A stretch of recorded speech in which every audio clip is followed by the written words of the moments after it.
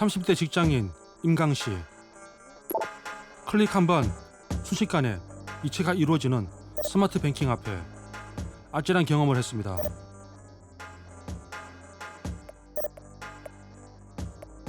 지문 인증으로 이체를 하고 온라인 쇼핑을 마쳤던 그날, 평소와 다르게 왠지 쎄한 기분이 들었다는데요.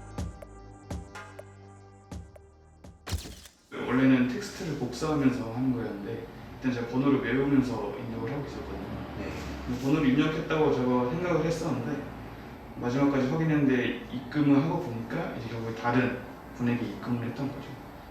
그때 느낌은 어떠셨나요? 등골이 좀 소름이 돋았고, 왜냐면 제가 돈을 다른 곳에서 보냈다는 거를 처음 겪어봐가지고, 그래서 그 돈을 어떻게 해서 받아야 되는지 일단. 토요일 은행의 도움을 받을 수도 없었습니다. 어떻게 좀 대처를 하려고 하셨나요? 제가 그 차고 상품을 보냈던 계좌로 1원이라든 10원 쪽을 보내가지고 메시지를 남겨놓은 거예요. 이 계좌 다시 입금해달라고, 잘못 입금했다고.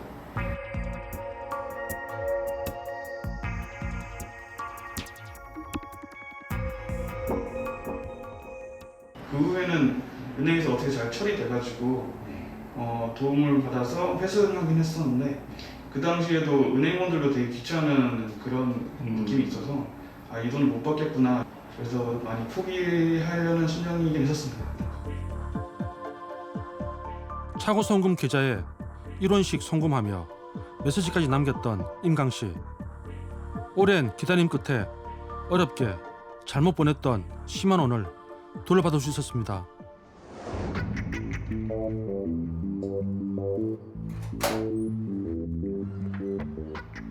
임강씨 사연처럼 돈을 보내는 사람이 수취인의 계좌번호나 금액 등을 잘못 입력해 이체된 거래를 차고 송금이라고 합니다.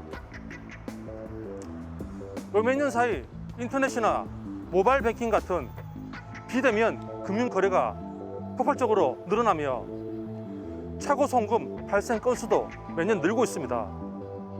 문제는 이렇게 잘못 송금된 돈을 되돌려받기가 여간 까다로운 게 아니라는 것입니다. 돈을 반환받는 가장 빠른 방법은 잘못 받은 사람이 자발적으로 돌려주는 것입니다. 하지만 이 방법은 일부 비양심적인 수취인들로 현실성이 떨어진다는 게 단점. 그 다음은 은행에 연락해 실수로 계좌 이체를 했다고 통보하는 것입니다. 우선 잘못 보낸 계좌가 개설된 은행에다가 연락을 해서 그것을 차고 송금했으니 돌려달라 하면은, 은행에서는 금융실명법상 그 계좌 명의자나 연락처를 알려줄 수 없게 돼 있습니다. 따라서 은행이 직접 그 계좌 명의자에게 연락을 해서 잘못 보냈다는데 돌려줄 의향이 있는지를 물었고, 그러니까 돈을 잘못 보낸 사람이 금융회사에, 금융회사는 다시 돈을 받은 사람에게 돈을 돌려달라고 반환을 요구하는 식인데요. 임강 씨의 경우 송금한 계좌의 은행과 수취인 계좌의 은행까지 달라 더 어려웠다고 합니다. 같은 은행일 경우에는 그 차고 상금에 대해서 중재를 쉽게 해줄 수가 있습니다. 근데 다른 은행 쪽에다가 넘어가는 경우에는 은행과 은행 간의 개인정보 때문에 연락을 취해야 됩니다. 조치를 해야 됩니다. 그래서 저 같은 경우는 다른 은행으로 송금했기 때문에 약간 번거로움이 좀 더 더해지는 그런 과정이었습니다. 그런데 이때 금융기관은 어디까지나 중재자 역할을 할 뿐입니다.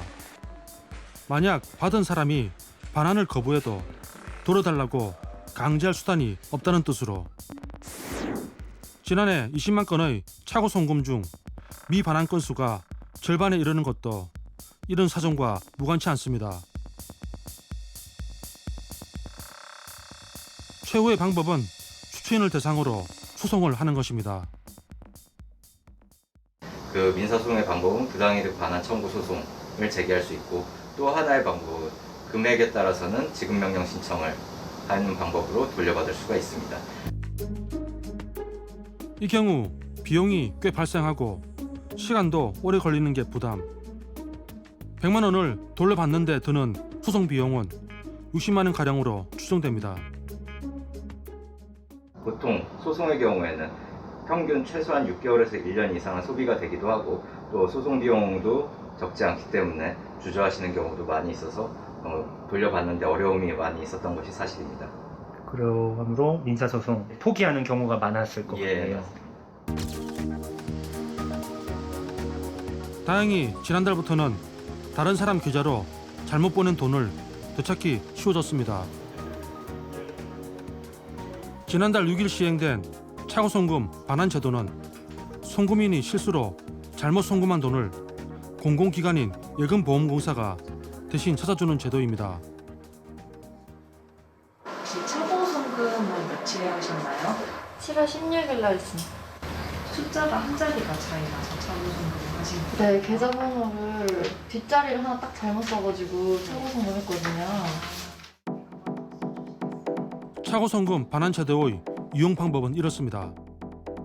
돈을 잘못 보낸 사람이 예금보험공사에 반환 지원 제도를 신청하면 공사가 직접 돈을 받은 사람 연락처를 확보한 뒤 자진 반환을 권유하게 되는데요. 만일 수취인이 반환을 못하겠다고 버티면 법원의 지급 명령을 통해 회수에 들어가게 됩니다. 쉽게 말해 이전엔 당사자가 직접 해야 했던 복잡한 일들을 예금보험공사가 대신해주는 겁니다. 일단 법적 분쟁이 없거나 기타 착오가 아닌 경우, 이를테면 보이스피싱이라든지 여러 가지 다른 이유 때문에 잘못 보낸 거라든지 아니면 수취받은 수취인이 사망했다든지 폐업했다든지 여러 가지 제한 요소들이 있습니다. 그런 제한 요소 이외에 정말 순수하게 착오해가지고 송금했다고 하면 저희들이 그 신청을 받아들여서 저희가 절차를 진행하게 됩니다. 한마디로 잘못 보낸 돈을 기존보다 쉽게 찾을 수 있게 돕는 제도. 예, 맞습니다. 피해 구제 기간은 더 빨라질 걸로 기대가 됩니다. 예금보험공사가 자진 반환을 안내하고 지급 명령까지 가는데 예상되는 시간은 대략 2개월. 예전에 통상 소송까지 가서 이렇게 복잡하게 진행했던 게 비해서 시간이 많이 좀 단축되겠네요. 예, 그렇습니다. 예금보험공사를 통해서 반환지원 신청 제도를 하면 아무래도 그 수취인께서 자진 반환할 확률이 굉장히 높을 거고 그럴 경우에는 소송이라든지 가는 것보다는 반환받는 속도나 시간이 굉장히 단축될 거로 예상합니다. 비용 면에서는 어떨까요? 차고 송금액이 회수되면 예금보험공사는 실무적으로 든 비용 등을 뺀 나머지를 송금인에게 지급하는데요. 이 역시 소송에 비해 이득입니다. 만약에 제가 못 받았을 경우에는 그 제도가 더 많이 도움이 될 거라고 생각이 됩니다. 제가 개인이고 이 은행에 요청을 해서 그 은행이 또 개인한테 연락을 취하는 방법이 이제 그 사이에 정부의 개입이 돼서 다시 돌려받을 수 있는 힘이 좀 더 커지지 않았을까. 이 제도를 위시해 올 하반기에는 국민들이 살면서 겪게 되는 불편했던 문제들을 개선할 정책들이 시행됩니다. 먼저 체불 근로자를 대신해 국가가 밀린 임금을 지급하는 소액 차단금 지원 대상은 올 10월 퇴직자에서 재직 근로자로 확대 적용되고요. 확실히 그렇게 좀 불안정한 회사에 다니면은 임금 문제가 가장 좀 민감할 텐데 그거에 관련해서는 나라에서 지원해주는 건 좀 맞다고 생각합니다. 제가 임금을 받지 못한다면 제 입장에서는 사용을 해볼 것 같습니다. 입영 전과 후 받는 신체 검사의 주체가 달라 불편이 제기됐던 병역 의무자 신체 검사는 병무청으로 일원화됩니다.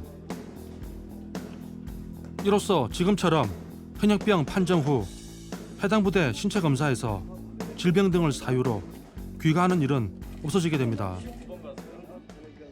저는 근데 그렇게 해야 된다고 봐요. 왜냐면요. 일단 저도 그 주변에서 딱 훌려서 들어갔을 때 2명인가가 그런 식으로 나갔어요.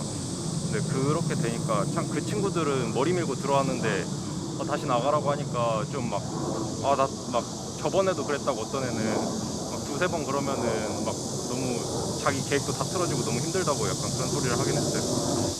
크게 문제 있는 것들은 다 거기서 걸러줄 수 있다면은 그러면은 정말 좋을 것 같아요. 내가 받을 수 있는 복지 서비스를 일일이 발품을 팔지 않아도 찾아서 알려주는 복지 멤버십도 도입됩니다. 임신이나 실직, 기존제도 확대같이 중요한 계기마다 받을 가능성이 높은 지원을 맞춤형으로 안내받을 걸로 기대가 됩니다.